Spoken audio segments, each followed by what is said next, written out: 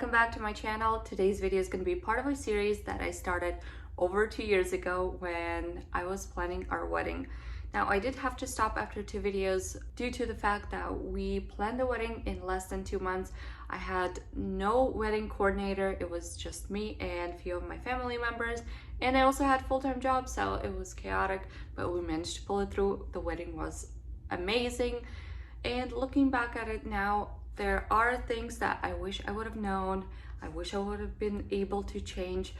And wedding season is coming up, so I decided, you know what, I'm gonna share a few things that I wish I could have changed, I wish I would have known, and that if you're planning a wedding, maybe those little tips would help you. I have a large notebook here. I had to take a few notes just to make sure I don't miss things. Keep in mind that during the wedding, something can go wrong and you shouldn't stress out too much over it. We had a few things go wrong, and I'm a control freak. I like things when they go up to plan, but it started with Andrew accidentally wearing a wrong bow tie, and then a few people are running late, and I realized that I was walking down the aisle really stressed out. I was not enjoying that moment, and it clicked in my head that I will not get that moment back. So I just need to let go of those little issues that nobody will remember it. Nobody would even notice them besides you. So just let it go, breathe deep, and enjoy your day. That leads me to a second point is please look into investing into wedding coordinator or trusting somebody with it who you know would be able to manage it. It's a huge thing during the wedding. You might not see it, and yes, sometimes it might seem like you wish you wouldn't have to invest into that, but trust me, it's important. You have no idea how many things go wrong behind the scenes, and I specifically noticed that when I was a bridesmaid at my brother's wedding. Their wedding coordinator was running around and making sure everyone's doing what they're supposed to. They're at the spots they have to be. So basically they take all the stress and take it and manage everything. And also have a wedding coordinator in the kitchen just to make sure to keep an eye on things, that everything's running smoothly. Trust me, it makes a huge difference. The third point, that one, we made a huge mistake with that one. So our wedding DJ, the person was great and everything, but we did not specify to our DJ the people that can tell him when to play the music and what kind of music to play. We gave him our playlist, and then before the wedding, people came up like, oh, you should turn on the music, you should do this and that. And then somebody requested a song during the wedding that was really inappropriate, and we had parents running there to him like, what are you doing, turn it off. So just have somebody look over the DJ, or tell the DJ, you know what, don't listen to anyone, or you can listen to a few people, and so they would stick to your playlist. Also, if you tell your DJ that they can also play some of their own music, specify the artists that you don't particularly like. Our DJ turned on a song that seemed to be really romantic, but to me brings back so many horrible memories, and I just had to run there and be like, okay, gotta switch it.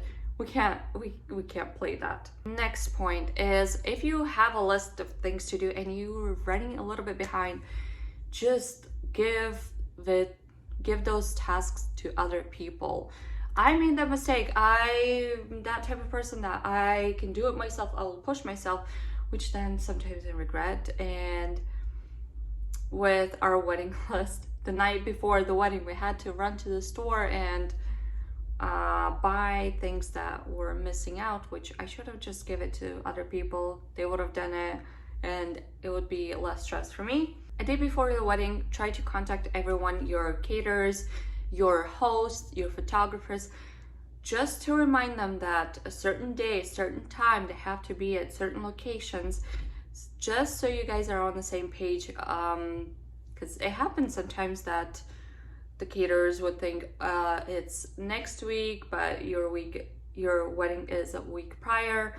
Just make sure everyone's on the same page, that you wouldn't be surprised on your wedding day.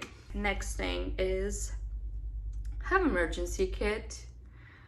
I can't stress enough how many things can go wrong. Even on our wedding day, I prepared a few things to take with me, and I made sure I had a band-aid. I made sure I have stain removers and my lipstick. I also packed a little bit of a tissue just in case if my makeup smudges, so I could easily fix it.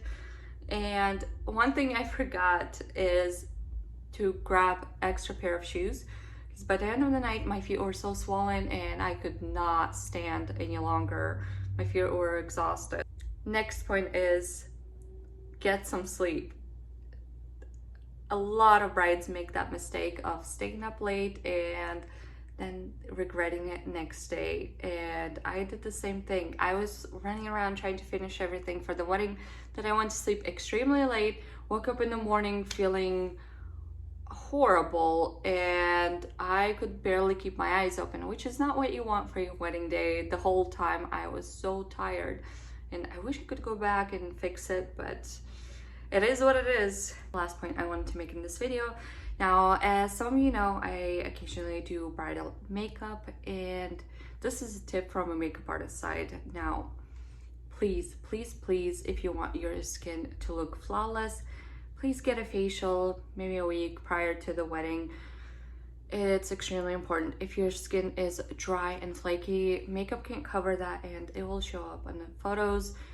It will determine how your foundation will look on your face.